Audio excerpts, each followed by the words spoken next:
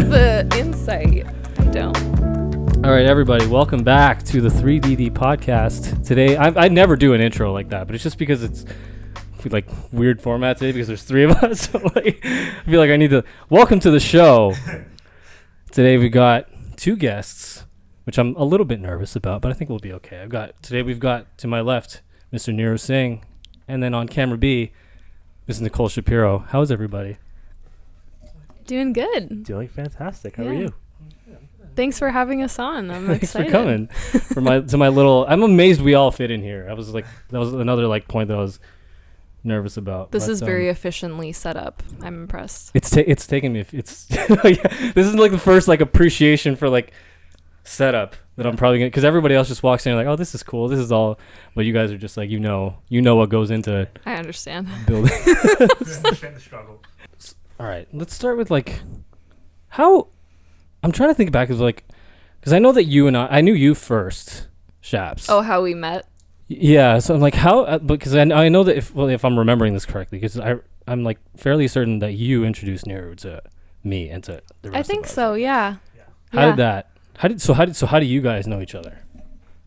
I remember the story vividly because I'm like, I think I met through Methusen, another friend of ours, through Laurier, and I was looking for someone to do a video for a show called Runway Classic, like a car show. And I was looking for someone different. I was like, everyone's done the same thing. I'm like, I want to try and look at like someone that does video differently. And so that's why I connected with you. And I was like, just message you. And then I think you brought me on to the group chat, the OG group chat, shooters shooting.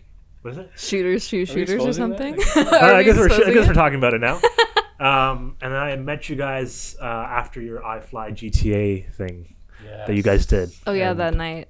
Oh yeah. And I met you at a restaurant, and then that's the only time I've seen Relly as well, by the way. That was the only and first, first and last. First and last. Actually, no, sorry. We did another photo shoot at the infamous Toronto garage. Oh yeah. Yep. Apart from that, with the Lambos with and the Lambos stuff. and McLaren. Yeah. So fun. Yeah. Yeah. Wow. That was so that was 2019. Or that was earlier. That might have been 2018. That was 2018. Yeah. Yeah, that was 2018. Yeah. So did you guys know each other like for a long time before? No. No. It was just a social media connection, and then like, I don't know. And then here we are. He took sick photos. I was like, yo, this kid's sick.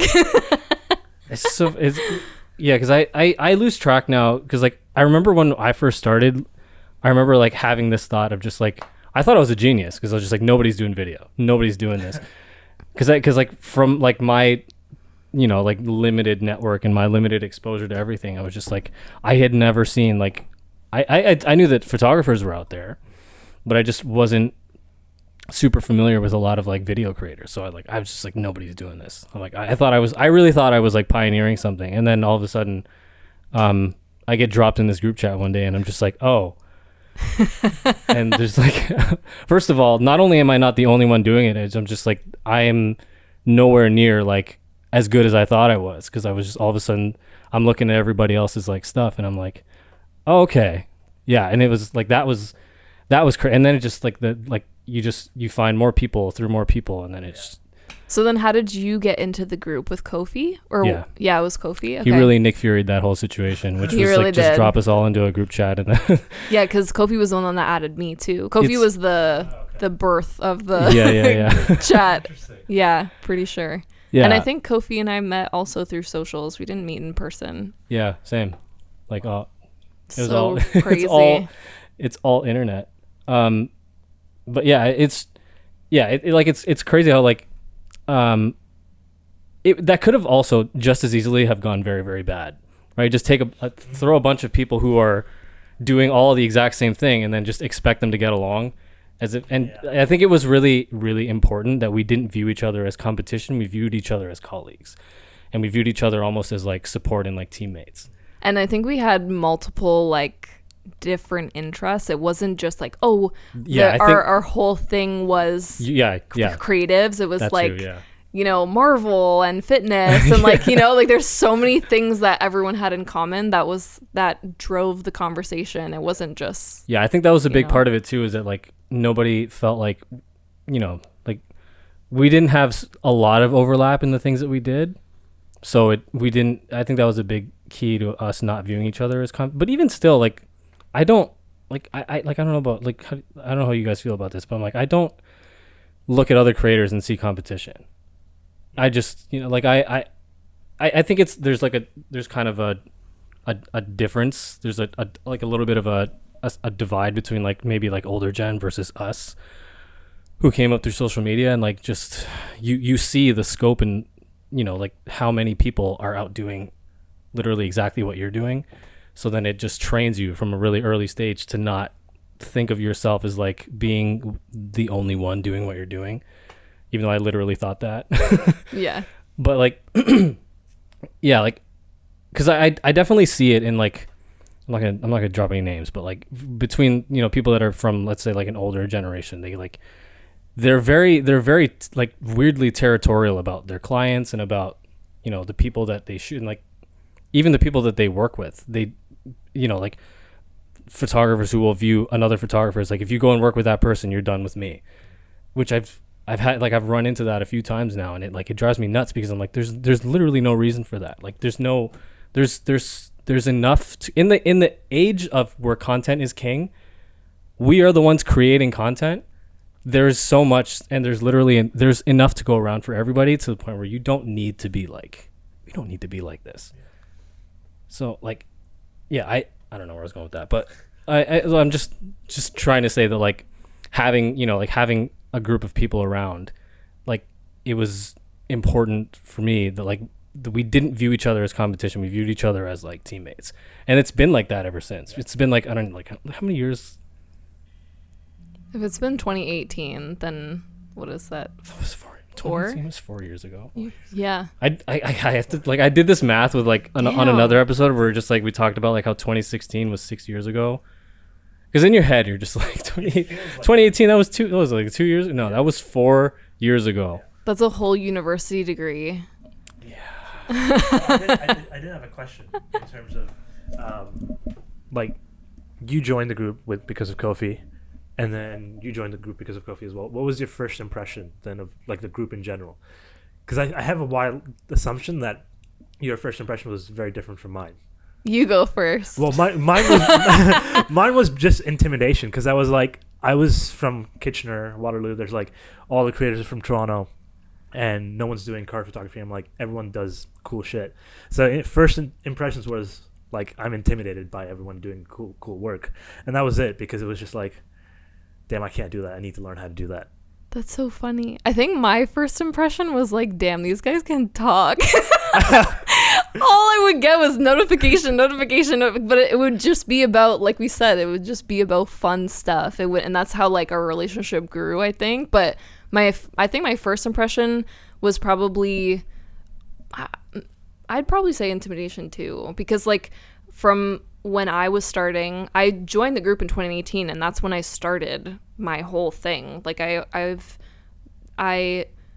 became a freelancer in 2019, so, like, it was my, like, beginning egg hatch year, right? And so, like, to get into this group with Kofi, and that was, I guess, who I put on a pedestal at first, to be honest, because I was like, oh damn, this guy has, like, consistent fitness clients, you know, like, he had it together. And sorry, Kofi, for asking all these questions, but I probably asked him tons of questions, because I was like, you definitely embodied very much that, like, that hustler model of just, like, the person who, when you're self-starting something, you put yourself next to whoever is doing what you want to do, and you ask them 1,000 questions, and you try to put yourself next to the people who are doing what you want to do, because you're trying to essentially, how do I say this? Like, you want to be doing what they're doing, and they are proof positive that not only is it possible, but they're doing it. So if anybody's going to know how to do it, it would be them. And he was so kind too. Like, he never was like, Google it. You know, even if I asked a really stupid question, he was always like, yeah, this is how I do it. And then he'd send me a voice note, and he'd send me more paragraphs. It's like, yeah, this is actually how, like, you know, my QuickBooks is broken down, like, all the, like, going into details. So yeah, he, like, to have someone like that in your corner, that's, like, really key. Yeah. So actually, let's talk about that then. Like, so that was your like starting year, you would say. It was like starting to freelance, but like before that, like I'll ask a question to both of you, is like, how do you, like, what gets you into that in the first, like, how do you find yourself in a position where you're you're trying to like eventually do something with a camera in your hands? Like, where does that start for you? You go. Probably like 2012, 2010 really officially, because like I think with every photographer they had started with a Canon T3i, so Canon or Nikon, whichever one it might be, right? But yeah, it was just that, and like learning how to use the camera in manual mode. That's officially kind of where it started, and then eventually like taking it more seriously was like the second year of university, when I started to see like lots of YouTubers. Mr. Ben Brown is a UK YouTuber who I saw. He was like traveling around the world making videos, making vlogs. I'm like, I didn't know this was a full-time living, that people could make a living off of this. And I was like, wow, this is very, very cool. And then that's when I started really pursuing more car automotive work. But like, was it like cars first for you? That was like, was cars the things that got you into? Because for anybody who doesn't know, your Niru's whole thing is cars. In fact, and you know, like from like literally from the first time that I met you, you were one of the strongest ambassadors for like, because I had a very narrow view in my head of like what a car guy was, and you broke all of those for me. Like you broke all of those stereotypes for me, which is just like, because I had always like identified as like, oh, I'm like a film and comic book nerd, and like the car guys are the jocks who bullied me, and then like it, like meeting you was this weird experience where it's just like, oh wait a minute, you let me draw this parallel, which is just like, you're me in a different genre. Like you are a nerd, like the way that I'm a nerd for film and comic books, you were a you're a nerd for cars, and then that let me relate to you a lot more, which is just like, oh, you're just, it's not like a car guy versus, it's not that simple, right? Like it's you're just like kind of a nerd for something other than like what a nerd thing is, which is like, that's an important distinction to make, which is just like the idea of like being a nerd is not about what you like, it's the way that you like it. So like that for me was like that's who you embodies for me, right? By the way, that's the first time I've been ever identified as a jock. That's definitely the first time I've been identified as a jock, because I would consider myself, like, no one wanted to talk to me about F1 or cars in high school. I kid you not, I had one guy in high school. We sat in the same lunch table every single lunch period talking about F1, and no one was around us. So it's interesting to me. But the first thing would be cars before photography. Okay. Because that's the thing that like, yeah, cars and Formula One is first because of before, just because my dad introduced me to it, because he didn't know what to do with me as a kid, and be like, just go take him to a race, sure. And then that's where it began. And then ever since, he's been like, oh, why did I put him into this? And I don't know if he regrets it now, but yeah, that's kind of what started it. And then photography. It paid off, because now you're. It paid off now. Yeah, it paid off after 26 years, but it paid off. Yeah, because if for anybody who doesn't know this, can we talk about this? Where you're? Yeah, we can talk about it. Okay, yeah, because It's public news now. Okay, yeah. Oh yeah, it is. It is public. Okay. Yeah, because you tell us about what you're about to do in, like, what is it, 2 weeks from now? Like a week and a half now? Less than a week. Yeah. Yeah. So for those that don't, I guess for those that don't know, I'm working for a company called Sport Signage, which basically does signage, banners, advertisements, but inside Formula One. They make all the podiums. They do lots of different cool shit, and they travel with Formula One for all the races, 23 races per year, traveling the world, making all these signs, banners, podiums, all these different things for F1 itself. And I'll be joining them as their content creator, or have joined them already as their content creator. Yeah. Yes, sir.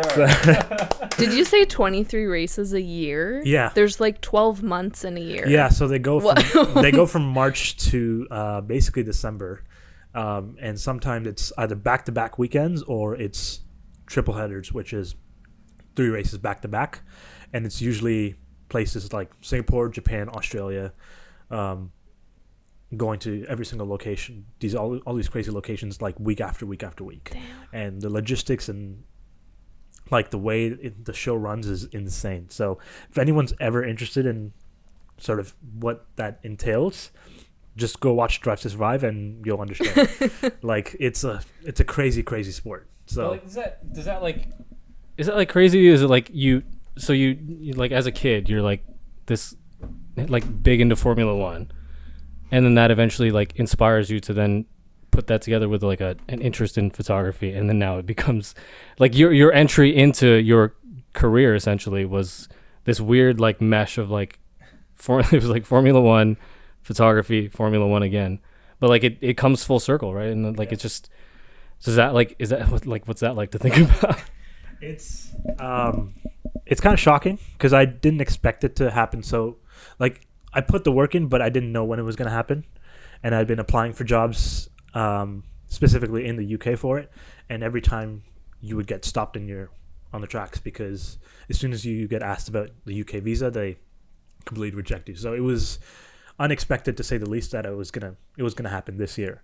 So I think when they told me in my first 5 minutes, I was like super happy and super proud of it. But then it went back to like, okay, how do I make this work, and like what do I need to do to like excel at this job? I think the moment it's gonna hit me when it's like overwhelmed is like being at the actual track in Miami, going through the paddock because it's such an exclusive place to be. So, and then seeing the drivers that I've like watched up growing up is gonna be nuts. So I'll let you know how that feels when I experience it for the first time. I'm so excited for you. I'm so excited. What about you, Shabs? How far back can you draw that like that line from like that eventually ends with you being where you are today? Well, Niru, you brought up a good point about YouTube. This actually doesn't usually fit into my like elevator pitch of how I got into this, but YouTube was actually a big thing because rewind all the way to grade 12, I was interested in fitness. Mental health and fitness were like this, and I loved working out. So I was like, okay, let me go into kinesiology. Let me see what I can do with that. So I went to Laurier, I finished my kinesiology degree, but in that, like, I guess when I was into fitness, you're always watching, like, I wish I could, like, bring up names. She was, like, I think she was signed to Gymshark. She had, like, really long, dark hair. I don't know. I'm not going to remember her name. But there's, like, a really, I don't know, maybe, like, 5 or 6 creators that I'd always watch on YouTube that were, like, fitness people, right? Like, more so vlogging. And then they started getting into, like, like Christian Guzman, like, all those guys, you know? So, like, that whole, what's her name? Something Bunny. Oh, Buff Bunny. Buff Bunny. Yeah, right? And so, like, those kind of creators, they, I guess, planted a seed subconsciously. And so in my 4th year at Laurier, I was the strength and conditioning coach for the men's basketball team. So I was just taping ankles, icing guys, you know, like off the court. But we were lucky enough to have 2. So during the games, I would do like videos and stuff on the side to make these like little hype reels for the games. Okay. So like it's not like Ryerson or UFC where they have a media program, so they like, you know, coax the students to go and record the game or take photos. Like nothing at Laurier had creative things associated with it, so I just kind of combined them. And after that, I did 2 internships. I did one at a wedding company, and then I did one for strength and conditioning. And I did both to make myself figure out which one I wanted, because I was like, man, I just spent 4 years doing kin stuff. I'm just going to throw it away for video creation? Like, what even does that mean? And so a part of me was like, you know, you can make a living with wedding stuff. So I was kind of gearing towards that. But then I was like, there's got to be a way to like meld this like fitness and like sport category into it. But that was I would say like 2018 when I joined the group chat. Like that was when I really started thinking like, oh, is this like a path that I can go on? Maybe that's like a side hustle. And then like 4th year and after that year, like 2019, that's when I was like, oh, I could actually like do this full time, because originally I was going to go to Ohio and do like my master's in strength and conditioning and like train athletes. Like that's what I wanted to do. And then I was like, oh, I mean, I can also do this and not go to Ohio. So, and I just kept thinking about it. Like I remember being in my little like student housing, and I had my thesis that I was doing in my last year, and I feel like I probably wrote my thesis like 2 days before it was due, because I would just be editing highlight tapes, and I was like so stoked. I was like, yeah, like this new Gunna track, this goes so hard with like basketball, like I don't know, you know. So shout out Ali, so shout out all the guys from Laurier, because they also hyped me up too, right? Like being the trainer, you were connected to the athletes, so like they would point at your camera, they would do things that like you know, someone else who just comes in randomly wouldn't get on camera, you know, like celebrations, or like me being in the locker room, you know, like as a female student, you're probably not allowed if you're just taking photos, like that's like what you know. So it's like if you're a therapist, you're there to like, you know, give them protein powders, and like you're there for therapy things, not for video stuff. But like it gave you a level of access that you wouldn't have had. Yeah, otherwise. totally. And the support, because like Laurier didn't have it, so when they got it, they were like, oh shoot, like this is sick, and they would all share it. And I'm like, I mean, looking back, they're just little clips, but it's like the confidence and like the relationships built there were like crazy. And that actually led me to France. They paid for a trip for me to go to France. Oh, I remember that. Yeah. In I think it was the summer afterwards. The coach Justin, he's from France, so he, you know, has connections to all the, I guess, like club level basketball teams. Maybe I'm butchering that. Maybe they're higher than club. I don't know. Sorry. But yeah, like kids their age, and they would do these tournaments and stuff. And like, I don't even know when I found out, but I was like, oh my God, this, like, I mean, it's not like I got paid, but it was a free trip to France. Like, I'd never been to France. I was like, what the heck? I can capture basketball in France? Like, and that kind of also like put a lot of confidence in me, because it was like, if they need this, then like, who else needs this? Like, probably everybody. So it kind of got this, like, I guess, like, idea. So for you, it's more of like a serendipitous type of thing, where it kind of like it found you. It literally found me, I think. And I mean, also I had my GoPro like on grad trip and stuff. Like I always had video things, and my dad always had a camcorder too, so I was always like introduced to video content, but not to the point of like making a business out of it. It was just something fun, and then like you're like, oh, I can actually like make a living out of this. So I think that plays, because I'm like, I was exactly the same. Like in high school, I always had a camera on me. Yeah, I was known for that. Yeah, I was known for like you know, like if I was in the room, people were like looking for the camera, because I was just always, I don't know, because like for some reason I just had a like whatever inclination to just always want to capture like memories, and because like I don't know if it's just because I have a terrible memory, but I'm like I always, because I always found myself going back and watching those things again, and like it's just, it lets you go back and relive certain things. So yeah, like like beginning even before anytime I had a chance to get my hands on a camera, I always had one. And I was always trying to like, I didn't even realize it, but like at that time, like I was trying to make videos. Like that's what I wanted to do. It was just something that I was doing and not really registering in my mind that like, this is what I wanted to do. But so then I think like just having the thought in your mind, because like so other people who were doing exactly what you were doing, and people who were doing exactly what you were doing, would just, they might have just been the therapist. They might have just been like going to the races, or they might have just been going to car shows or whatever. The difference was that you had, you know, a thought planted somewhere in your mind that was just like, I want to capture this also. And just, it placed you where you needed to be with the tools that you needed. It's just none of us realized that that's what we were doing. Yeah.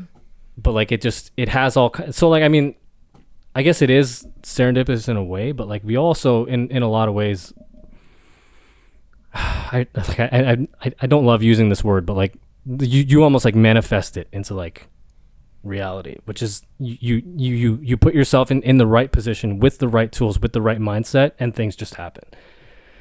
because, you know, like I was saying, like you could have just been the therapist. You could have just been doing just your job. And that would have been great, but it would have ended there, right? Like that creative career doesn't start unless you're there with the thought in your mind of just like, oh, I want to make a little video out of this. Yeah. And it seems insignificant in that moment, but then like we were saying, like you trace your whole like roots back to it. So I think there's a lot of value into just doing what you like. Yeah. Even if there's no reason for it. If you have an inclination to do it, if you feel like you want to do it and it would be fun to do, first of all, you're probably going to do at least something of a good job. Even if you know what the fuck you're doing, you'll do something good of it because you have a genuine interest in it. You don't feel in any obligation. And that, like, especially now, that like the three of us are actual professionals now with several years into our respective businesses, there's very few situations now. I don't know if you guys feel the same way, but like there's very few situations now where I feel entirely free of obligation when I'm creating anything. Anytime that I'm with a camera in my hands, there's generally a purpose and an expectation. It's been very long since there's been none of that, right? At the beginning of all of our careers, before we had careers, we would show up to, you know, for me, it was like filming like powerlifting meets or like filming, you know, like people in the gym. But nobody was expecting me to be there. I was just an added surprise, like a little bonus.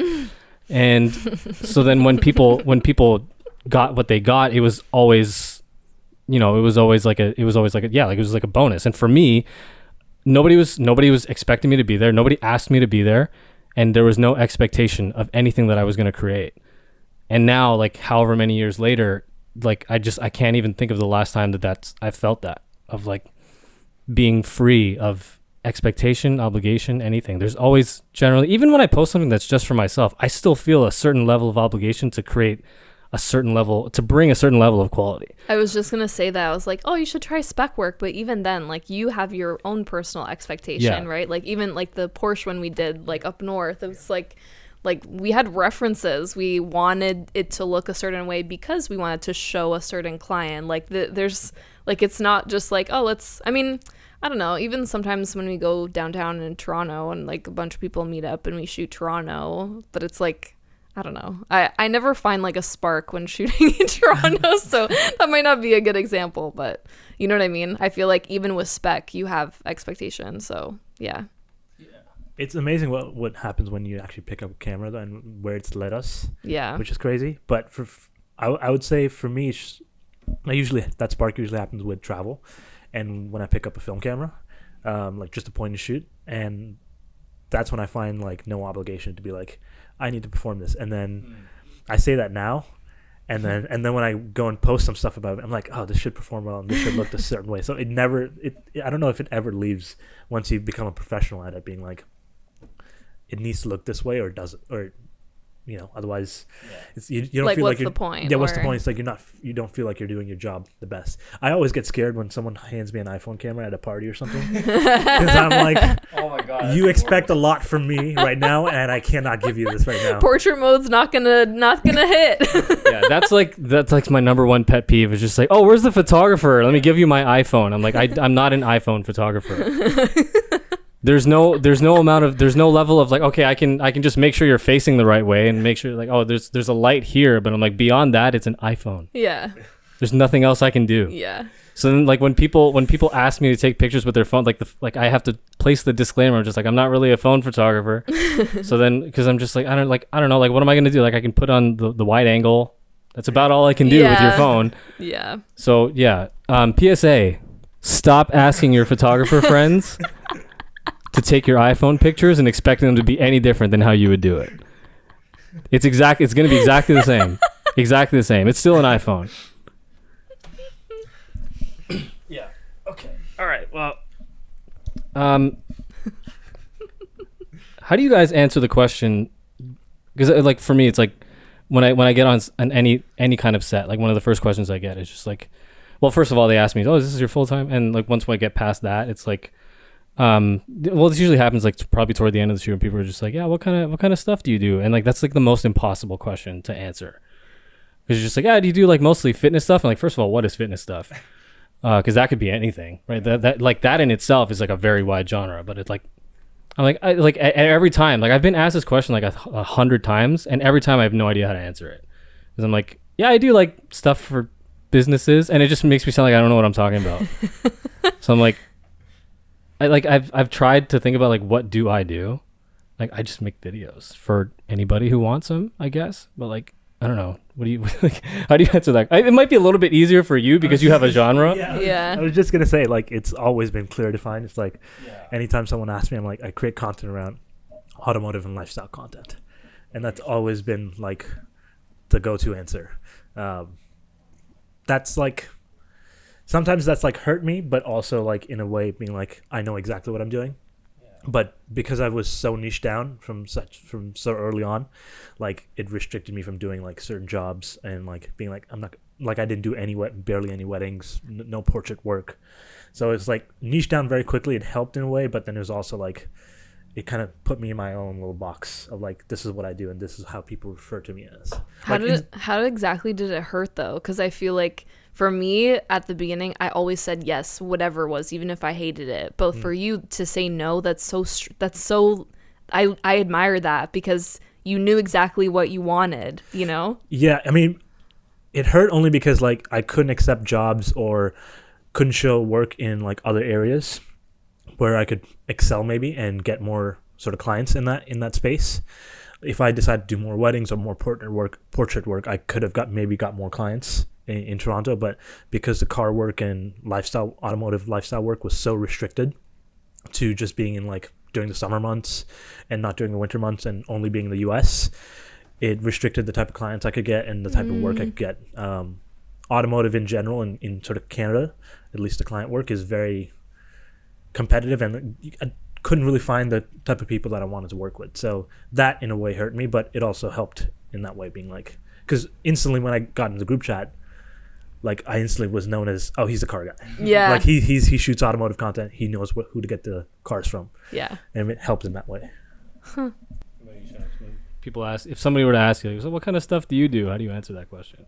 I struggled with this a lot because everyone put me in the basketball box, and like at the beginning I did weddings and music videos and random brands and also basketball and also fitness and like just like you, where you're like, I do everything. I don't want to put myself in a box, which is like a good thing for some people and a bad thing for us because if you don't have that thing yet, or like maybe the thing is just to create videos, like that's enough. Like that's fine.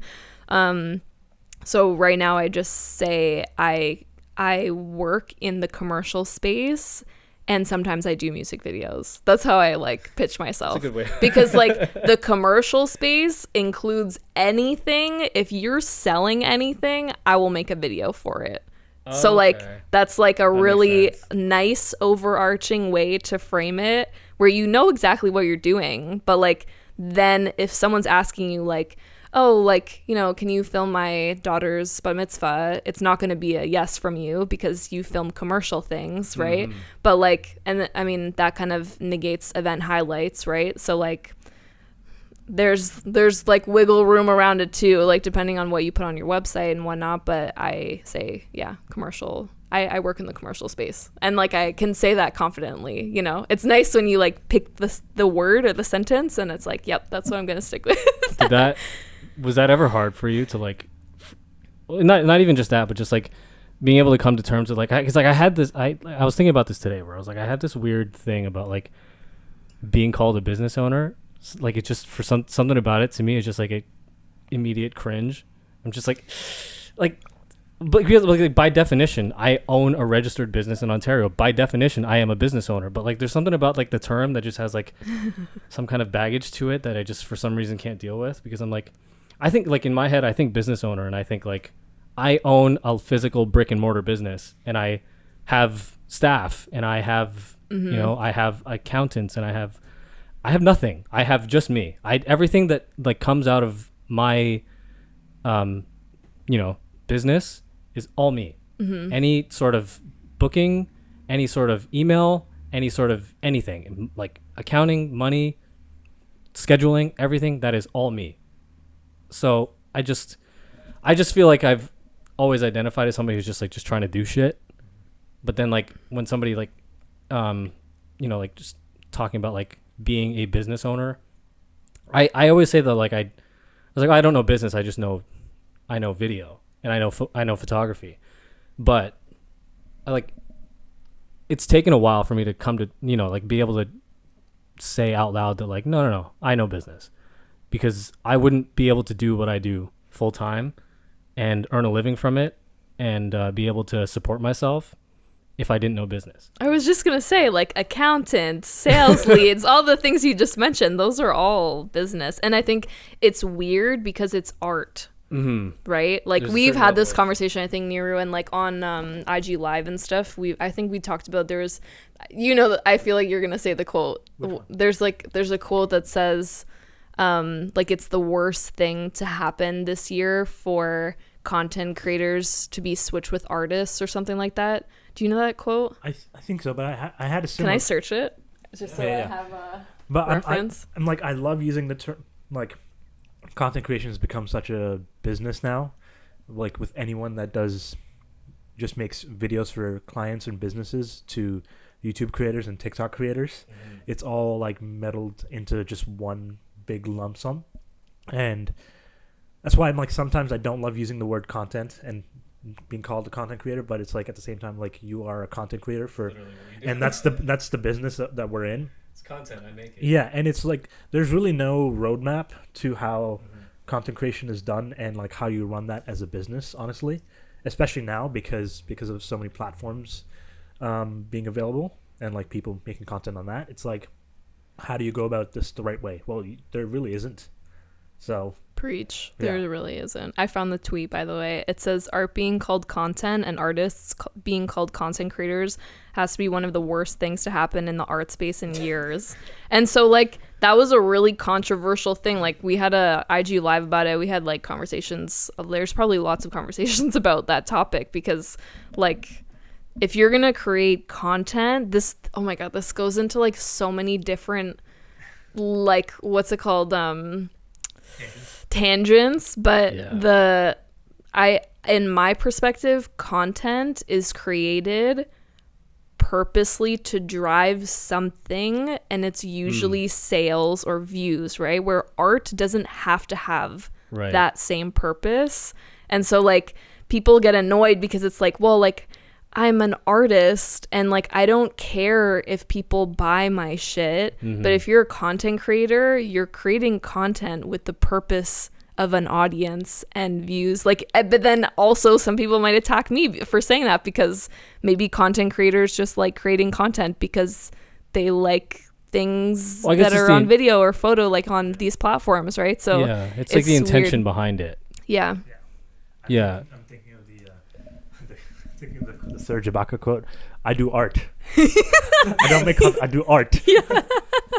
Yeah.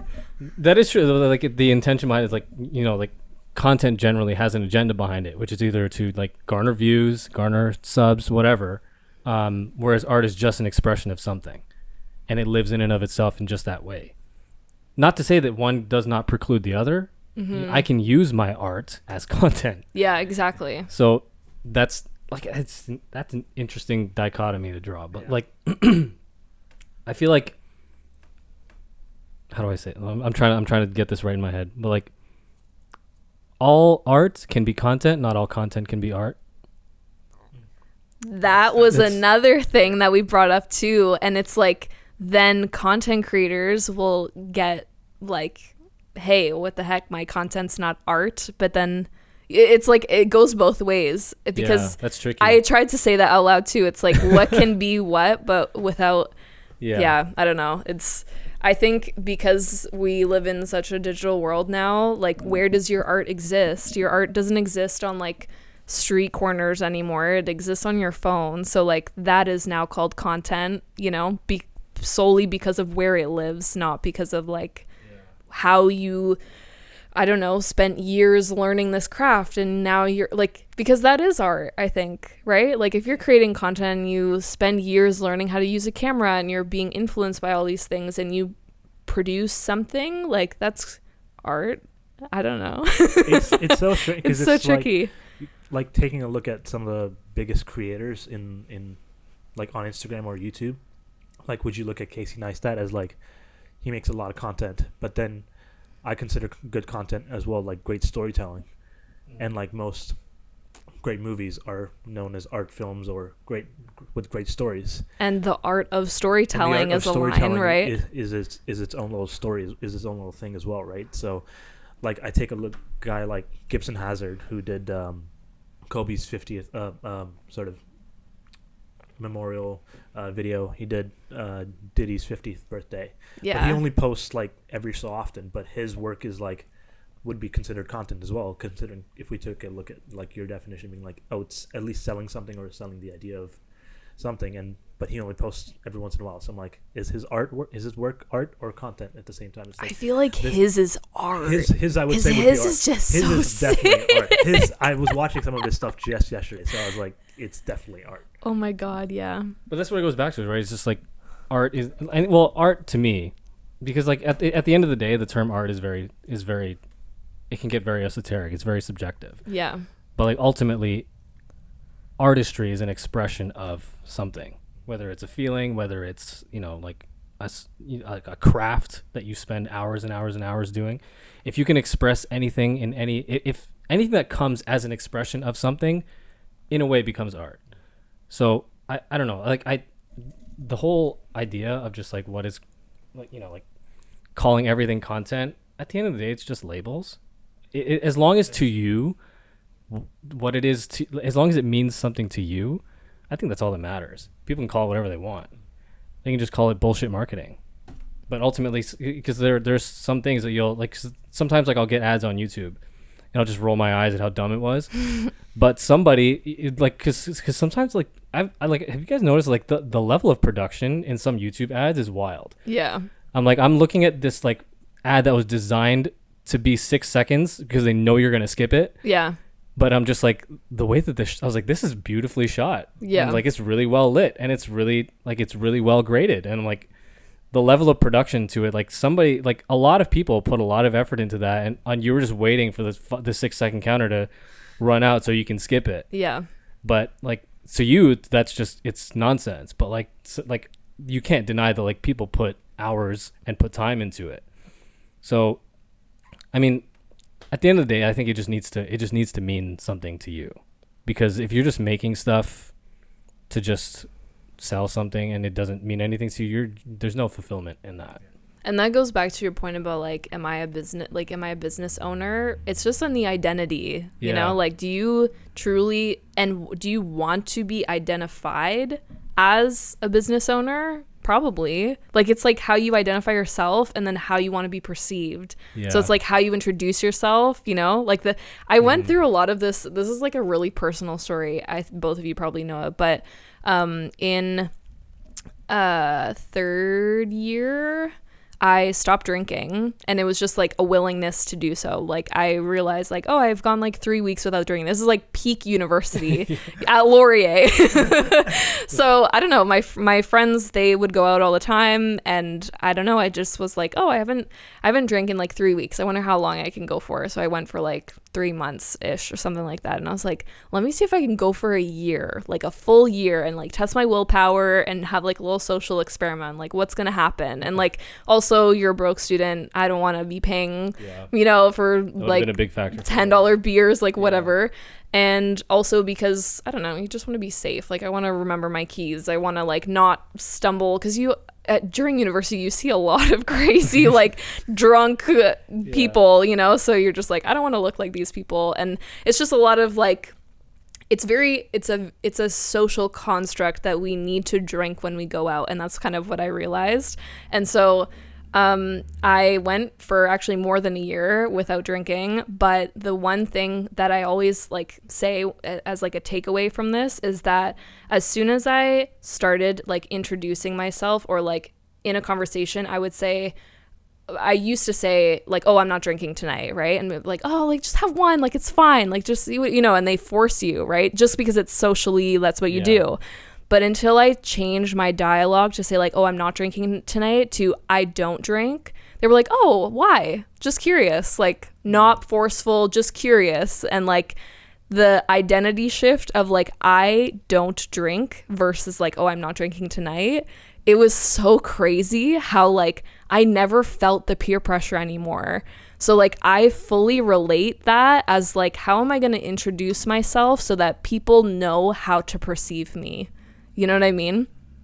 So it was really cool because I really recognized that like these people see me as somebody who doesn't drink, and maybe in their perspective they respect me more. Who knows? Like maybe they don't, because they're like, oh, like she's too pretentious to drink. Like it totally depends, right? But like if I'm gonna say, hey, I'm a cinematographer, and I say with my chest, and I'm like, you know, I had struggled so much with that. Like even now I still struggle with that, because I'm like, oh, what's considered a cinematographer versus a videographer? Like I always like, I'm struggling with that right now because I'm in that industry shift. But like even then, even when I first started, of like, hey, like I create videos, but it's like I'm a videographer, and like I believe that, so you should probably believe it too, because I perceive myself strongly in this like identity, so I'm gonna present that, you know.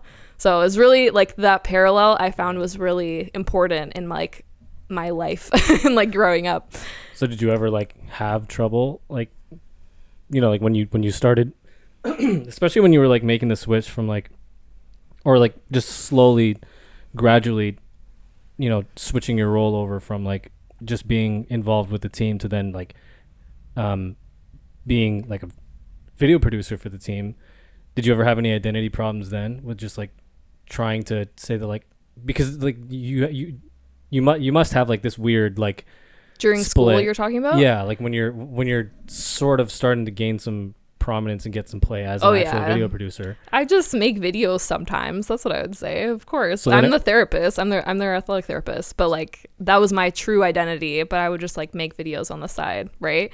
And then like when I did the internship of the two, I really realized like, oh, I really like video stuff. Like I don't want to do this like kinesiology stuff anymore. So that's kind of when I guess it wasn't even that shift. It was like when I started getting clients and when like things started to roll a little bit more, and you're in rooms where you have to introduce yourself, and like you're like, oh, I should probably do what they just did, and they just said, oh, I'm a photographer. And like, you know, you're here to stay. Whereas like I was just like, oh yeah, I just like make videos. I used to do videos for like my old school, you know, like it never sounded like I believed in myself until like you just say it. And maybe you don't believe in yourself for a little bit, but if you just say it and you keep practicing it whenever you introduce yourself, like it works. I don't know why, but it just repetition and like the confidence, even if it's fake for a little bit, like you'll build it up, and eventually you'll say it. Talk yourself into believing it. Totally. Because there's no like degree that says like, oh, once you graduate you're officially a videographer, you can introduce yourself as Dr. Videographer. Like there's nothing. It's literally all, it's up to you. Like that is really like you decide when this is your job. Like it becomes your career when you decide that like this is my career.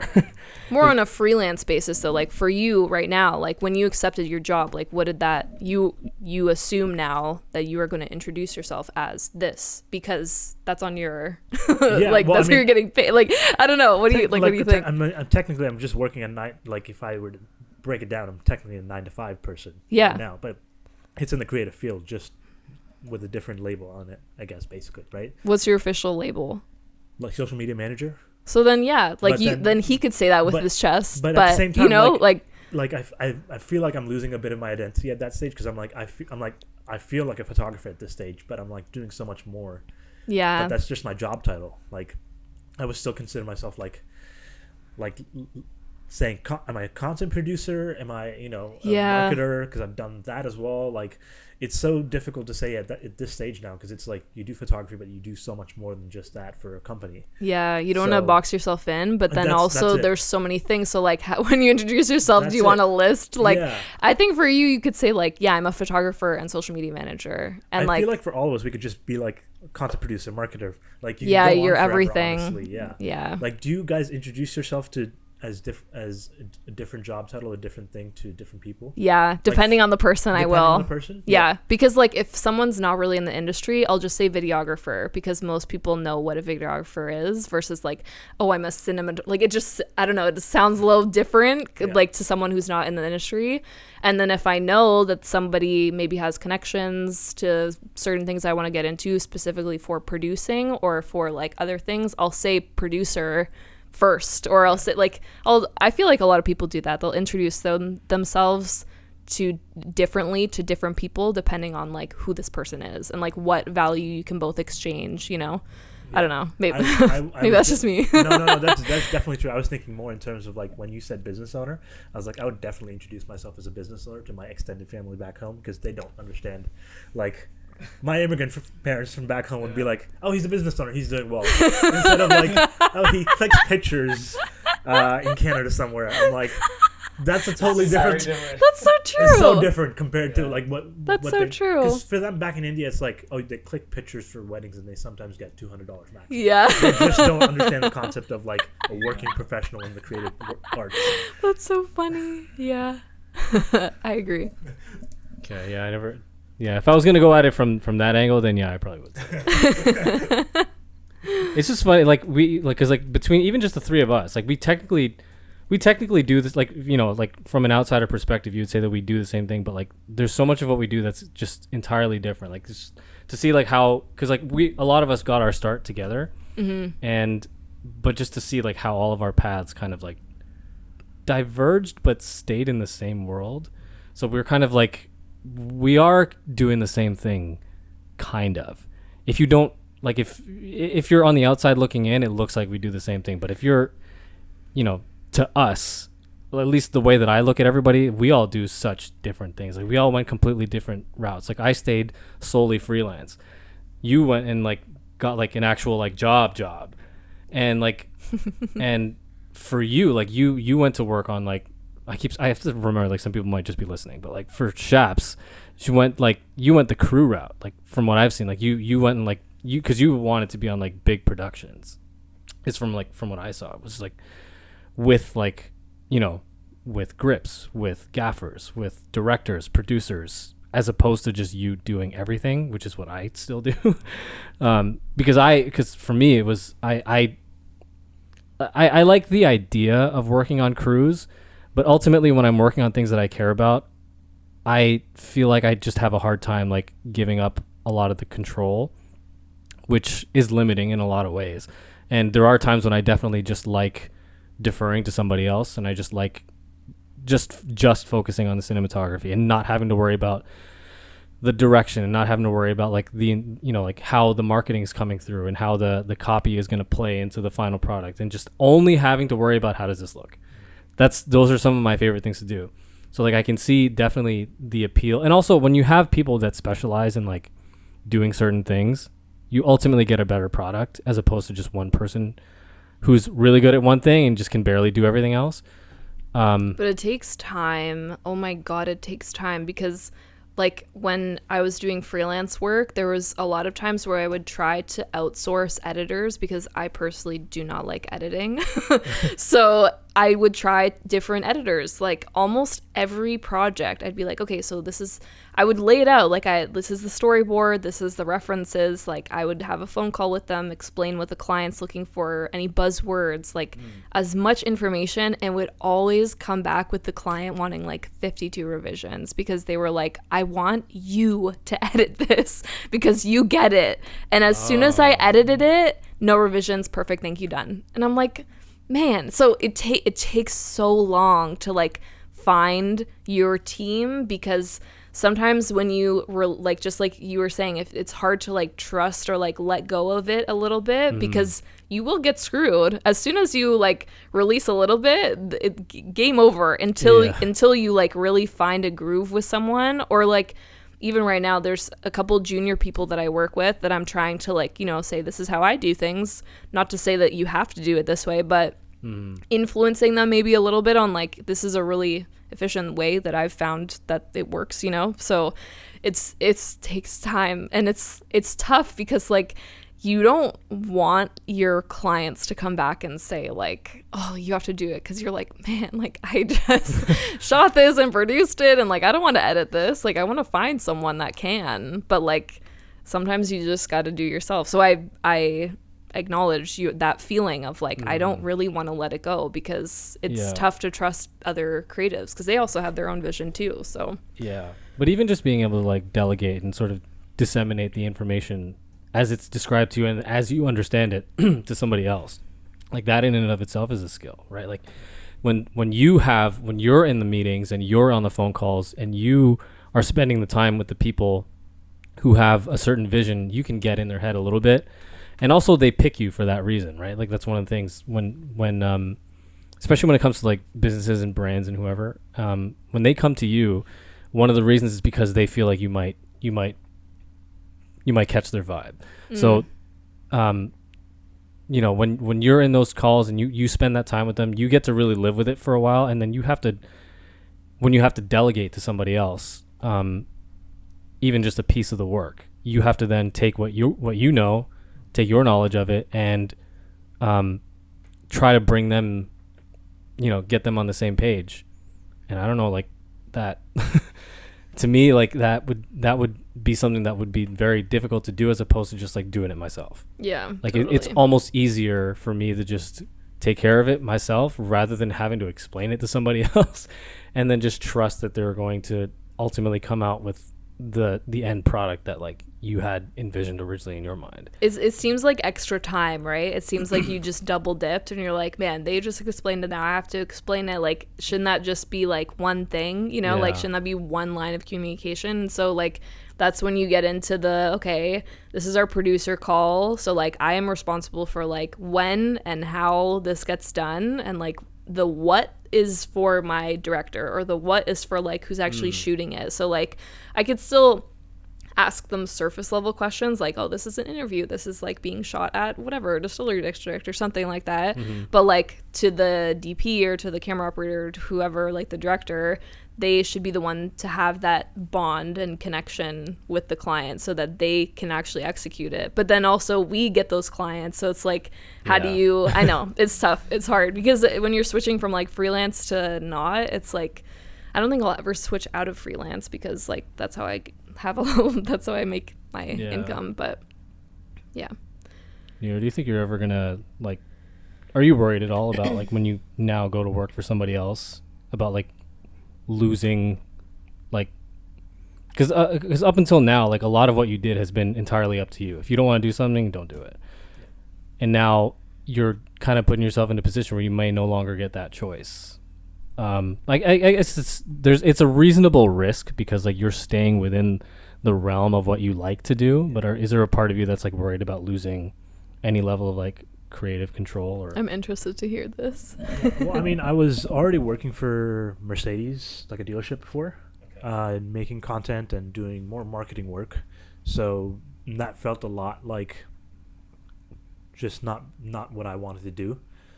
Just being behind a desk and not creating content I wanted to make. The job I'm in now, I mean, so far it's been more social work, but it will be a lot more of like creating content that I want to make.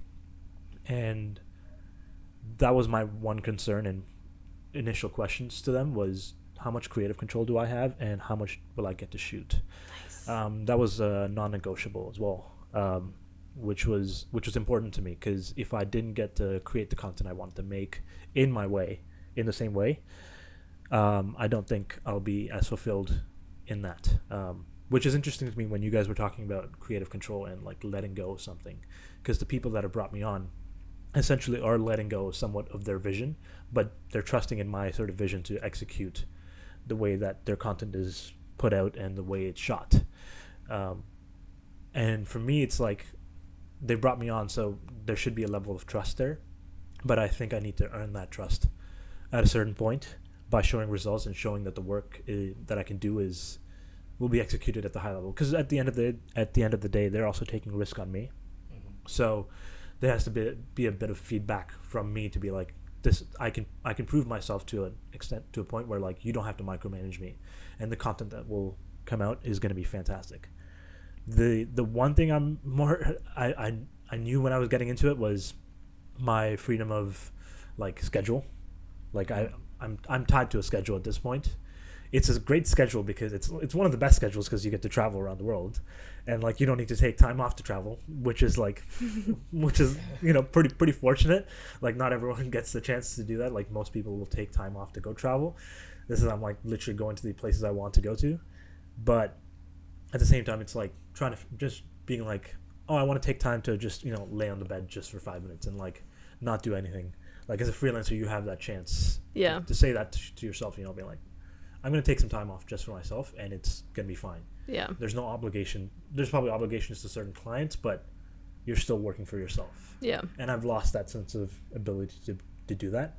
And maybe at a certain stage I do want to get to a place, but I don't think I'm at a stage in my career where I can do that with the kind of clients I have.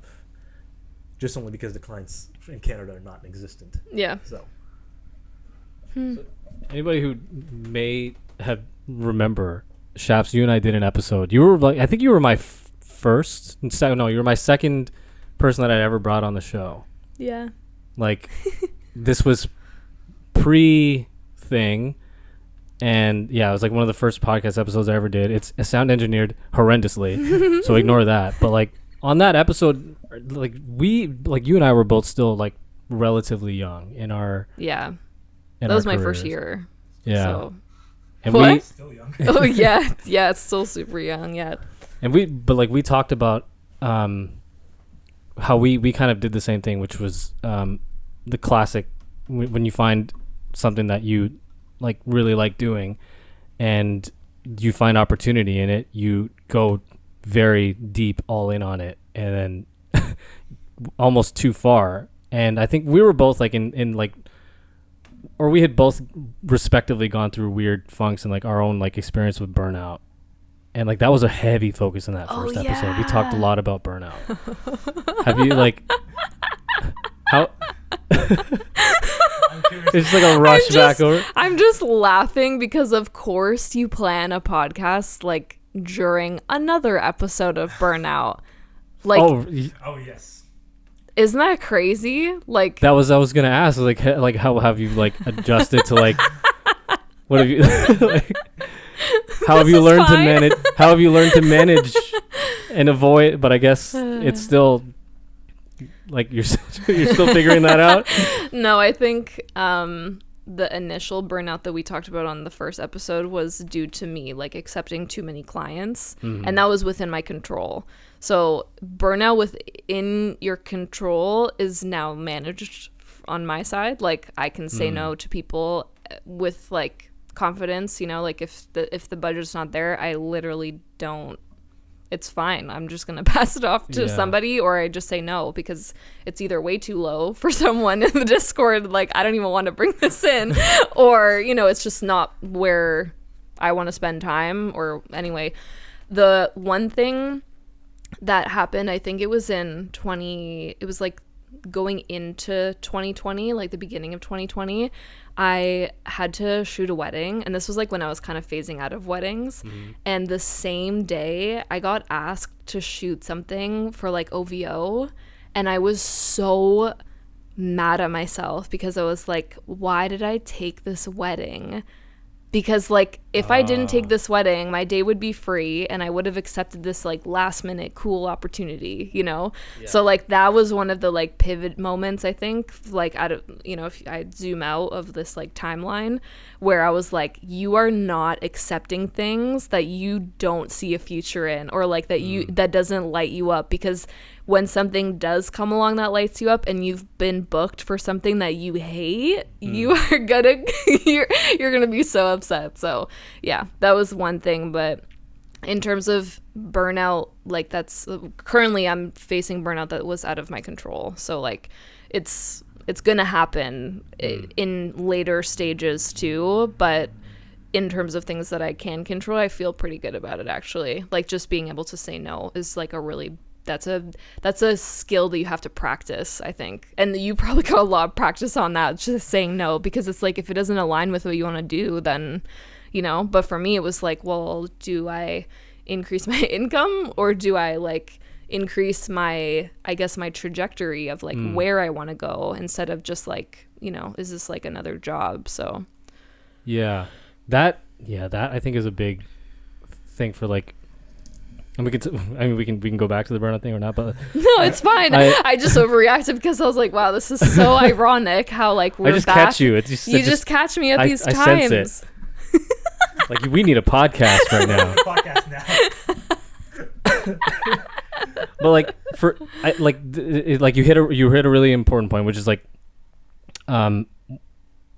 maybe for when you're just starting, but I think it's important to, you know like when you're trying to, because like when you're trying to burst into an industry, or when you're trying to get involved in like how do you become a photographer, how do you become a video producer, how do you do any of this stuff, it's you do have to ultimately take a lot of, you know, it like I had this conversation with like a lot of people, which is just like, you say yes, every opportunity that is out there, if it's afforded to you, you take it, no matter what. Like, you know, pay $0, costs you money to go there, I gotta drive and then pay for parking. If it's something that like is cool for you and something that you want to do, then in the beginning, you have to take all of those opportunities, because they are opportunities, and they're like they're the only things that are available to you, and it's just it's a reason for you to go and do what you want to do. But like, at what point do you start to cut it off, of like, because like there will be a certain level, because every time you do any job, whether it's unpaid, whether it's you know, done for like a really generous, let's say, level of compensation, every time you do that, you establish some level of expectation from the people that you're doing it with. And, you know, if you do it for free one time, people might ask you, do you want to do this too? Do you want to do this too? And then eventually you have to start cutting it off, and like, you know, like, I'm not doing this for free or whatever. Like, at what point do you draw that line for both of you? I think John told us this very important thing. Shout out John Simo. Shout out John Simo. We were both working on a Mazda commercial, and the one thing he told us, which I still remember to this day, he was like, if you are conflicted about what job you want to take, when you've got to that stage of saying yes or no to a particular job, he had a rule where, is it a +1, a neutral, or a -1? And a +1 is basically, if it's a good paid job, that's great. That's a bare minimum. But if it has extra connections and it's a cool opportunity, that's a +1 job for you. If it's a neutral, means it's like, it's just well paying, and like it just keeps the rent coming in, and it keeps it afloat. -1 is like it's free. There's no added connections to it. There's no added value to it. You're doing the exact same thing, and it's taking money and time out of your day. That's a -1. And if you can evaluate that with each job, I think that's a good method to look at, like, which job you have to say yes or no to. And there's like probably situation dependent as well, but like that, if you use that as a general rule, I think that's fantastic. I don't know if you've used that again since he's told you, but I definitely had it in my mind. I need to research something. I should have come with more prepared, but there is That's fine. I said zero preparation because I was going to take care Kevin, of all cut this out. Editing Kevin, cut this out. Because there's like something, it's like the 4 R's or something like that. Ben Bonzu told me about this. It's not like reduce, reuse, recycle. It's like it's something else. It's like revenue. What are the other 3? There's like different rules for it. I'm like, at least that's the one I use the most. But it does help to use that rule. I think I used it for like going to Bahrain for the F1 race. I was like, I'll meet a lot of people there. It doesn't pay, but it's a cool opportunity and a cool experience. Yeah. So I mean, like on the one hand, you have to be able to value what you do, I think. And value doesn't always just mean money. But in the beginning, there is no money. There is zero money. And zero monies. And like, I don't know, like for me, it was, I kind of drew the line where it was like, okay, if nobody's asking me and I want to do it, I'm going to go and I'm going to do it. But if you're now asking me to do it, like, okay, there's got to be a price tag on that. So that was like, it was more of just like it was more of like an engagement type thing. Like, who made the first move? If it's me, then I'm not expecting you to pay. If it's you, then like, and I think that still to some extent still rings true, because there are certain things that like, sometimes I just, like I'll see like or like I'll think of like a cool like photography technique or like lighting trick that I just want to try.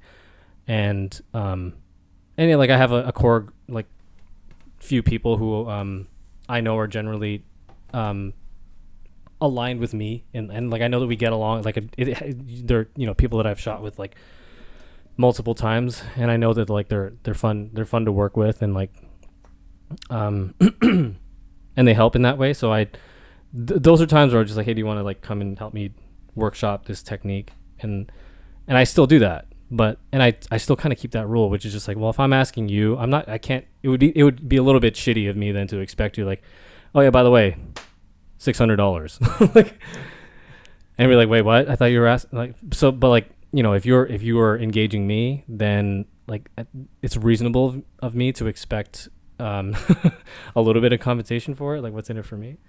And the answer to that question is not exposure. FYI. Cringe. But like I don't know, like I say that, but I'm like I don't know about you guys. I haven't gotten that in a long time. Like I think that you need to, but I think this is another identity thing. Like, how do you stop getting the exposure offer? Is you need to have some level of confidence in yourself, like in your public perception, which is this person. There are some people you can look at their their front facing persona. And like I would never look at any of your Instagrams and say like, oh, this she'll want to do, or he'll want to do this for free. And that comes into a lot of it with presentation, the way that you carry yourself like on your social media. So there is a certain level of responsibility in that way, which is like, I do take a little bit of responsibility on myself to like, okay, if I'm consistently getting people who are sending me like messages that are like ignorant, if not disrespectful, then there's probably something that I might be doing that's causing them to think that that's okay.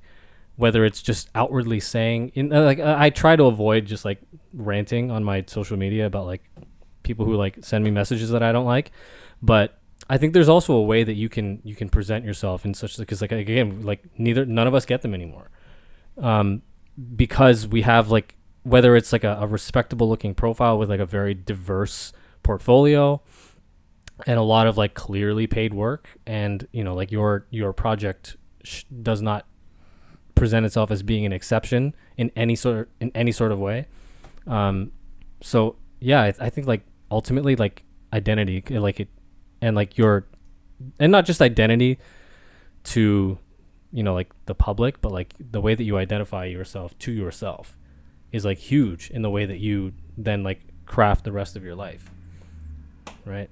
I texted, shout out Ben Bonzu. Thanks for texting me back during the podcast.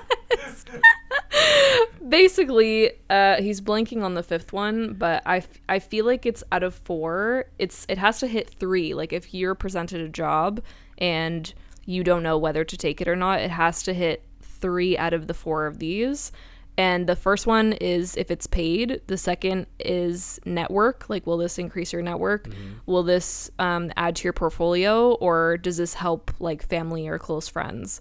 So like that's like one that is sometimes like not negotiable, but like people will have different opinions on that. Mm-hmm. But like if you look at the Venn diagram and like if it's good portfolio piece and you're gonna network but it doesn't pay that well, you might consider it. But if it only hits one of those, like where if it's just good paying but like it's also not fulfilling or increasing your portfolio by any means, like maybe you're just not the right person for the job. And sometimes you have to accept that, you know, like if it's a really, for me right now, like if there's an amazingly paid wedding soon, I'd still say no, because I know that there's somebody out there who would much more who would like much rather do it and would do a way better job because their heart's in it, you know. It would add to their portfolio. It's not going to add to my portfolio. I don't even have a wedding page on my website anymore. So it's like that kind of, that I feel like those three are probably good. I feel like the family one is like a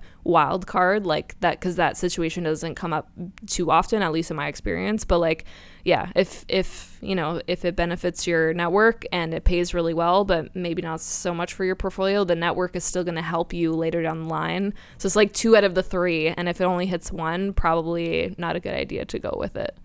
So yeah, there's a gem for you. Thank you, Ben. Thank you, Ben. Lost Boy B. Lost Boy B. You said Ben Bonsu. I was like, who's? Oh, because I only ever refer to him as Lost Boy. Yeah, Lost Boy. I've like given him the most like corny Lost Boy jokes probably out of anybody. Shout out Lost Boy B. Shout out Lost Boy. We found you. That's always my saying. It's so stupid. Let's. I mean, maybe we can end on this, but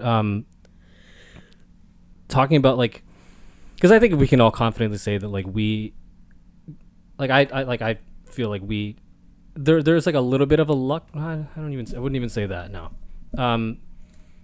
But like there's definitely a feeling of like being very fortunate to have been able to do like the things that we love to do, right? Like you were telling me like the other day, which is like you as a literal child, like just always being this huge fan of Formula One, and now you're working with Formula One, and like in a capacity which is in a way that you know, like you're not like a janitor for the, you're doing, not that there's anything wrong with janitors, but you're doing it in a capacity, you brought yourself there with something that you like doing. So like all of us found a way to leverage what we like love doing into the way that we like make our livings. And so if there's, you know, like people who are like sort of like finding their way into it now, and like, because it's a little bit different now, because like I feel like when we started, it was there was a little bit less people that were as established, and there was a little bit less evidence that it was possible to do for us. So I think there was a little bit less I don't know if I want to say pressure, but there were less people to compare yourself to. So, because, you know, like I find myself doing this a lot, where it's just like I'm looking at people who are like, you know, like, why am I not on this level? Why am I not on that level? But, you know, like if for people who are trying to get into it now, I mean, what kind of things would you say to people who just want to make a career out of it? It doesn't even have to be like photography or video, just doing something that you love doing, but like don't know how to turn it into a living. Like, how do you? I think I was actually just listening to a podcast on the way here. What's his name? Christo, yeah. Oh, sorry. I should know that name. That's a household name. I was listening to Christo on the way here, and something that they said made me question how, I guess, like younger creators are consuming media in a way that it's like, it's almost forced to be like, you know, like, find something you love and make sure you're good at it and let the world know.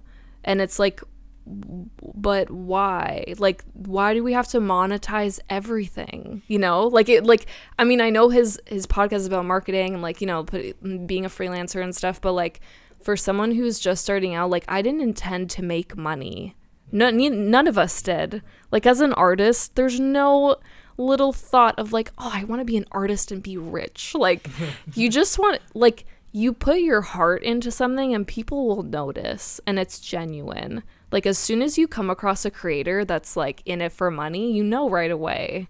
And they're finessing people, they're networking really slimily, and you're like, all these bot comments, you're like, oh my God, where are the genuine people, right? And like my intention wasn't to create videos. My intention wasn't to make money creating videos. It was like, let me find something that I'm really good at and that I love, and let's see what the universe does. Like, just seriously, like, ask yourself if you like baking, if you like fashion, if you like sports, like what exactly it is that you like, and just put yourself in those spaces. Like, make sure you go, like for you, like make sure you go to the races. Make sure your TV is on when those races are happening. Make sure you're on the Twitter, like when you're in Clubhouse, you're in those rooms, you're in Twitter spaces, like you're like putting yourself in the space that will have opportunity present itself to you once you have the identity and the confidence. Full circle.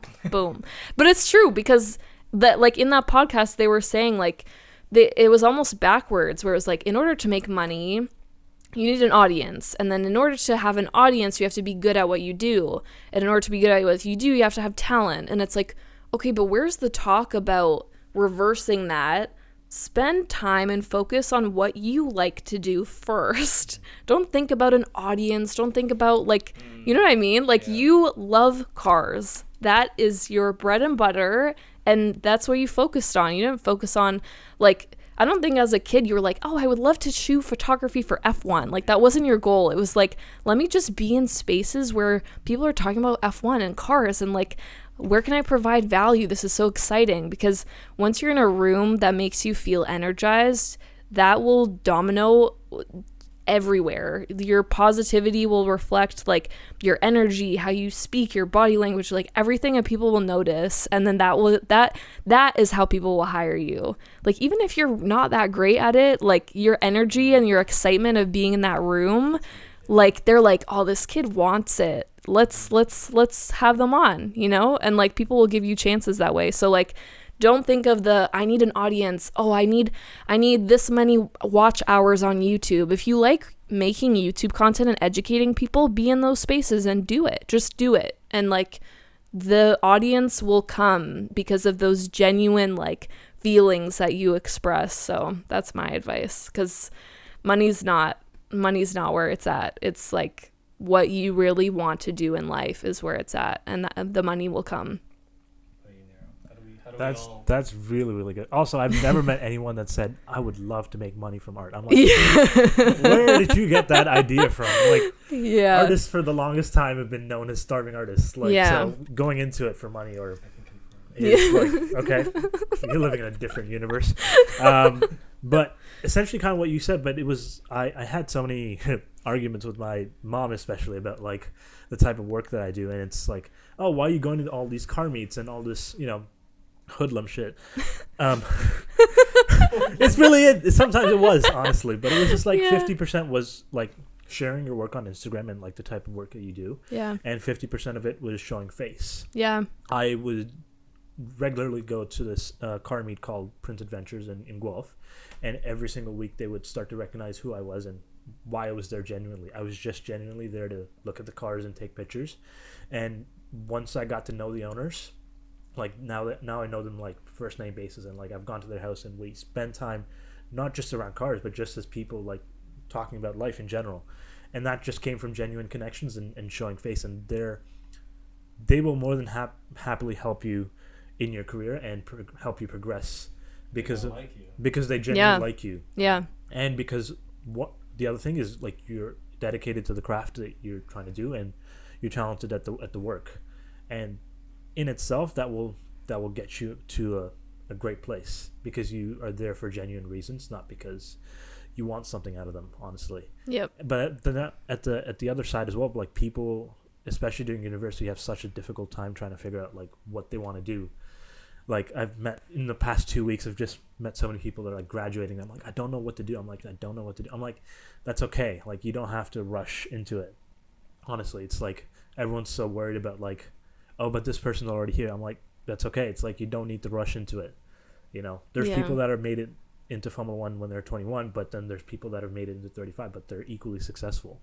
It doesn't matter, honestly. Yeah. So. I think that question of like, we get asked like, what do you want to do? Yeah. It's like, you know the answer already. Like, if you're somebody that like wakes up and watches anime all the time, like you like watching anime, you like consuming anime, like I don't know, right? Or like if you play basketball with your friends on the weekend, like you like basketball, okay? Like what do I do is like, how do I make money? It's like a different question that they're actually asking, you know? Because then if you ask how do I make money, well, it's like, well, that's a totally different question than like what do I do with my life? Like there's, you know what I mean? There's two different things. So it's like, it's interesting to hear, like, you know, people coming out of university, it's like, what should I do? It's like, well, keep doing what you like to do. And, you know, I don't know, like as a freelancer mind, that's where I go. Like as a 9-to-5 mind, it might be different, but yeah, I think for me, it was like, because I had always kind of like approached it as like, I knew very clearly that like I wanted to do that. I loved making videos, and I loved, you know, I eventually grew to love photography. I didn't love it in the beginning, but for me, it was never a matter of like the matter of like turning it into a living for a long time. Like I've talked about this before, but I'm like, it always felt impossible. But for me, it was always just a matter of like, I know that I want to do, you know, like I want to make video, and it was never a matter of just like, how do I make money with video? It's like, what do I need to do in order to keep doing it? And what do I need to do in order to do what I want to do, which is like, how do I continue to make videos, and how do I make the videos that I want to make? And I focused just on that, which was just, I focused more on like the work itself and like the creativity itself.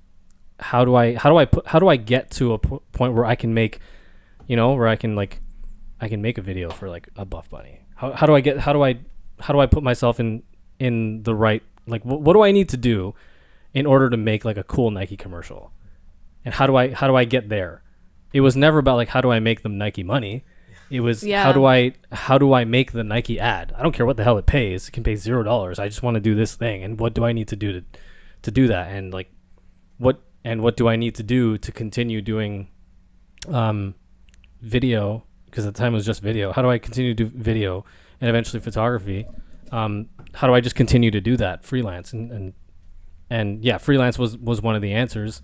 And for a long time it was like, well, you gotta like you need to work a full-time job because you have expenses, and you can do this on your downtime. That's the cost. Mm-hmm. The cost is basically having no free time. The cost is you need to carry this. You need to hold on to this a full-time job. You need to manage, you know, all of these different facets of your life, and you'll have this many hours on your nights and on your weekends to do all of that. That's the cost. Like, okay, accept the charges. Here we go. And you know, like for a long time, I'm just like, this is what is necessary to do what I love to do, and I was completely happy with that. And eventually, just sticking to that process and just keeping that discipline, eventually it just, well, there's also the very important factor is that my job fired me, but eventually it was like when that day came, I had the freedom to say I had the choice then, because like at that point I'd put in however many years of just struggling and you know, like but during all that time of just having it as a side hustle, I was treating it like I was going to do this eventually. I remember that switch. You remember that in the group chat where it was like, Kevin, quit your job. Kevin, quit your job. And then one day it was like, well, actually, I don't have a job anymore, so I'm gonna do this. And everybody was like, ooh. but like when it happened, if I had not been, because if I had just like surrendered myself to just like, oh, it's impossible, I'm never gonna do this, there's no point in trying. Then when that day came and they did push me out, I would have had nothing. I would have had to start from scratch. I would have had to start from zero. But because I had been spending those past few years building it as a side hustle, then when that day came, I wasn't starting from zero. So I had the option to then just like, okay, well, let's try this freelance thing full time. And I don't have, and it was a lot less daunting because I had a basis of like, you know, of a place to start. And yeah, so like, but like ultimately what I'm getting at is like, I always did whatever it took to just keep doing it because I knew that I liked to do it. And if it meant only doing it on nights and on weekends and giving up all my sleep and giving up all my free time, and then like, yeah, that's what it costs. And how much do you want it? Do you want it enough to accept those charges? If the answer is yes, it was yes for me because I had no other choice. I was like, well, it's either that or you just don't do it. Well, that's not an option. So yeah, it's just you have to just kind of take stock of like, what is it going to take to do the thing that I want to do? Does that mean I need to quit? I need to drop everything here, move to New York and intern and just struggle for as long as it takes to, then yeah, that's what it costs to do it. Yes or no. And it's up, and then the choice is yours. You can say no. But if you don't try, you'll never know. Was there a level of freedom that you had once you quit that job? Or got fired? Because it was either gonna be you that was fired. I'm sorry, I shouldn't laugh. Or it's just the way you said it. I know, it's the way it's, or you were gonna quit at some point. Because I had that same experience, and then I remember you messaged me, and I was like, he went to that exact same experience. It'll be fine. Yeah. I had always like told myself to like, yeah, one day. But I never had an actual timeline on it. And I realize now that the one day was an excuse. It was a reason why I didn't have to, because I'm like, it's just not like I'm going to do it, just not yet. But as long as I had that cop out, I don't think I would have ever done it. I think being pushed out was the only way. And because also if I had left voluntarily and I had like, quit, then, like when the going got tough, and it got tough. Because I always had a thought in the back of my mind, like, in a couple of years, because it's been a couple of years now. But, I definitely had thoughts enter my mind of just like, fuck, this would be so much easier if you had a paycheck coming in 2 weeks. Like this, like what you're going through right now. This stress, all like the stress, the anxiety, it would all be gone if you had a paycheck coming in 2 weeks. But I know the cost of what it costs to have that paycheck coming, and it costs my happiness, and it costs my mental health, and it costs also like the growth of my freelance business ultimately. So I'm like, on the one hand, stress of starving artist, or like financial stability, and the cost of one is the other. Mm-hmm. So I know what the cost is. Accept the charges. I'll take the anxiety to not have to do something that I don't love doing. Yeah. I wonder if like that transition is important, because that transition happened with me, that happened with you, where like there was a moment where all three of us were doing two things at one time. Mm-hmm. Like I was doing school and video stuff, and I never like graduated. And I mean, this could also just be like, I don't know, because of luck, because of like decisions and knowing what I want to do, right? Like going back to your point of like these kids getting out of university and then asking, what do I want to do, versus like doing it kind of while you're in school and then having that like transition instead of like this hard stop. You don't have a structure anymore. Surprise, you're back with your parents. Yeah. Like this isn't going to be fun. So like for me, it was like I think all three of us, we had this like thing to fall back on that then rose, versus like a dead stop. Oh, I don't have anything to, like, you had something to fall back on because you were working so hard on this like underground thing. So I wonder if that's like important, like if at all times do you need to be doing something like low key in case something fall, like, you know what I mean? It's weird. So it's I said university is probably actually the best place to go and figure out like what you want to do for the 4 years. Yeah. Because it's the only time you're going to be surrounded by the same age group of people. And so many different influences. Trying to figure out what they also want to do. Like after you get out of university, you're never in a scenario where everyone's the same age as you, trying to figure out what to do next. Like everyone's in their different career paths and whatnot. So I'm like, because I was almost ready to drop out from university as well, but I realized that the sense of community and the people around me was so valuable, and that I was never going to experience that again. And also because I had brown parents, so there was those two pressures basically of like need to finish. Yeah. And then I was fairly happy, but it's a good place to try and figure out and give you that buffer time of like doing things that you just enjoy. Yeah. So. Well, damn. Well, all right, we're like an hour and a half. This flew. That This flew. is this. I thought that was only an hour. Oh damn. Yeah. It's always interesting. This is like I was like even as we're going through, I'm just like, this feels good. Creator talk. Yeah. Because like we I said we're gonna end on the other thing, but let's end on this. Doing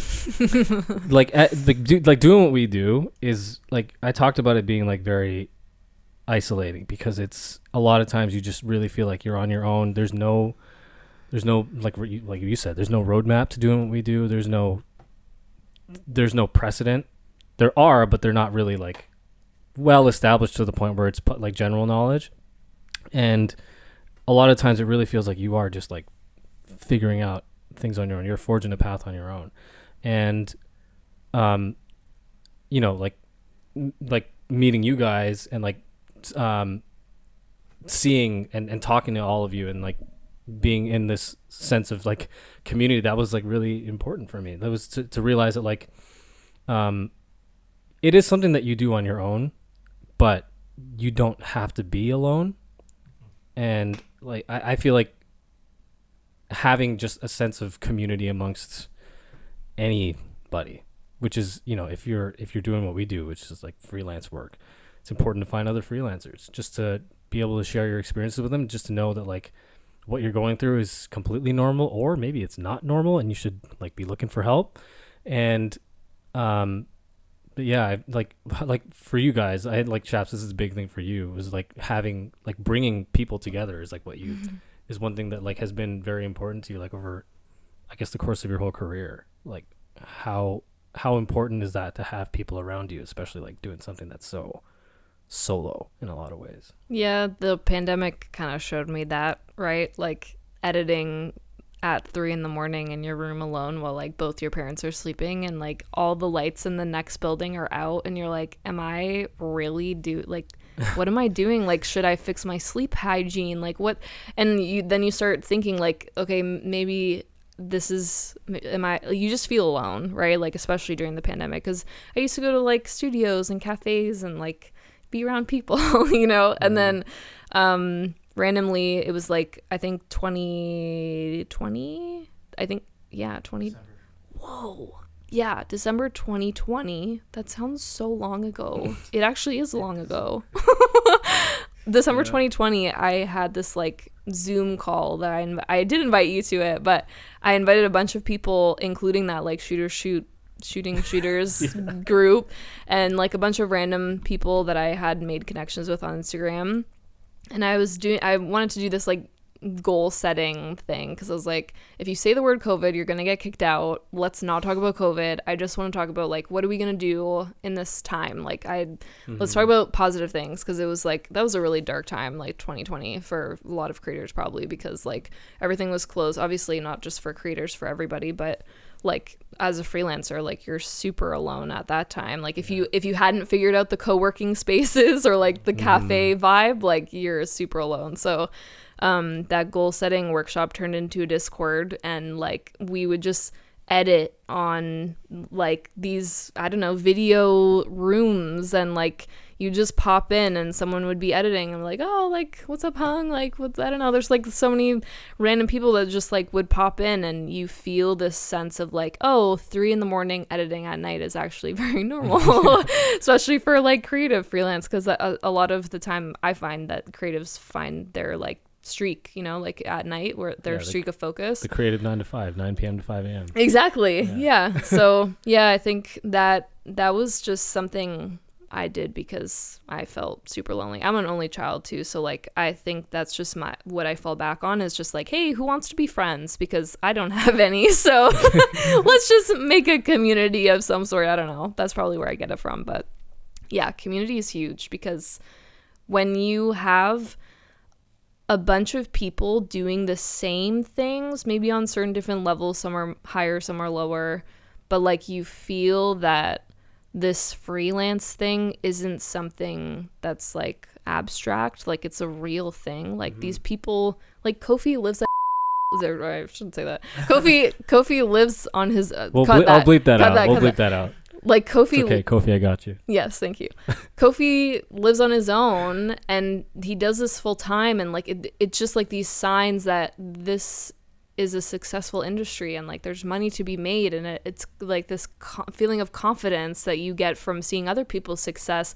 And the point we made at the very beginning where it's like, I don't want to see these people as competition. We're just colleagues. Like if you're going to be lifted up and we're in the same circle, that means my price just went up too. Like it's literally this like benefit of just knowing people that surround you with positive energy, and also like a positive income. Like if people are making money around you, you're surrounded by the same opportunities. So it's like, not that I made friends for money, that's not what I'm trying to say, but it's like it has positive influences. I knew I was here for a reason. Yeah. It has positive influences on every aspect of a friendship, you know? So it's like, it's just, it's awesome. I don't think I'd be here today without my community. 100% I would not be. Definitely not. Yeah. Takeaway there is just like, as a creator or anybody who's doing anything entrepreneurial, people who are doing what you do, they're the closest things you're going to have to teammates.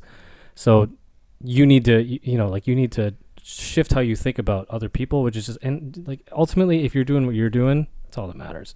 So anyways, I'm very, very, very grateful to have the two of you and everybody and in my community. It's been very helpful, and this is really fun. This is really good. So appreciate you both being here once again. Tell people where they can find you. F1's at it. No, okay. No, Niru Singer. NIRUSINGHR, just everywhere. We'll spell it out. Yeah. Nice. Yeah, thanks for having me on. You could find me NShaps, NSHAPS. And that has been the 3DD podcast with Niru and Shaps. Thank you very much for listening and watching. If you made it to the end for the entire almost 2 hours that we've been here. Congrats. You win nothing. See you later. All right.